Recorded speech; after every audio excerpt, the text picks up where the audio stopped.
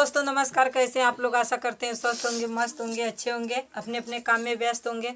तो आइए आज हम एक गीत गाने जा रहे हैं चिराग देसी गीत पे, और चाची के चैनल पे हमारा गीत जाएगा। तो आप लोगों से हाथ जोड़ के रिक्वेस्ट है कि प्यार दीजिए, दुलार दीजिए, अपना अपना आशीर्वाद दीजिए। और आज हम सुनाने जा रहे हैं, दीदी सुनाने जा रही हैं कारौआ नाच गीत है। ये गीत कैसी लगेगी कमेंट बॉक्स में आप लोग जरूर बताइएगा।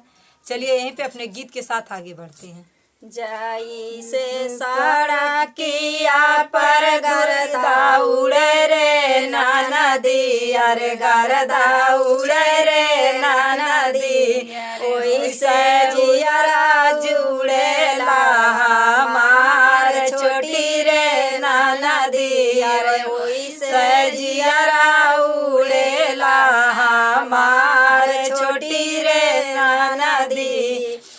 ओही रे सड़ैया तोरे भैया के पौतोरे नाना दी, तोरे भैया के पौतोरे नाना दी, आज मगड़ में देती बनवाई हमारी रे नाना दी, अरे आज मगड़ में देती बनवाई हमारी रे नाना दी। कान का सुरवा हमारे भैया जे कैला रे नाना जी, अरे भैया जे कैला रे भाऊजी, हमारे भैया जे कैला रे भाऊजी, आज जमगढ़ में देलू बनवाई हमारी रे भाऊजी, अरे आज जमगढ़ में देबू बनवाई हमारी रे भाऊजी।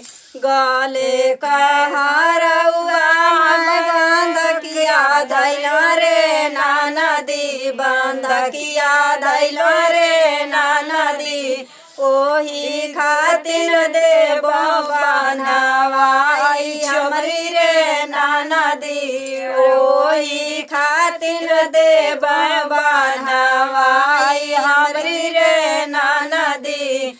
गले का हारौआ मैं बंद किया रखबा रे नाना दी, बंद किया रखबा रे भाऊजी, बंद किया रखबा रे भाऊजी, अपन बीरना ले बना छोड़वाई हमारी रे भाऊजी, अरे अपन बीरना ले बना छोड़वाई हमारी रे भाऊजी।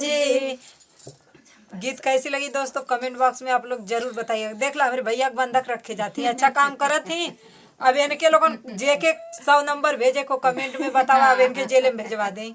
या हम जाई जलालपुर जलालपुर का थाना पड़ेला। कमेंट बॉक्स में लोगन बतावा इन्हें 100 नंबर भेजा पकड़वावत है। हम चलो 100 नंबर में जाए।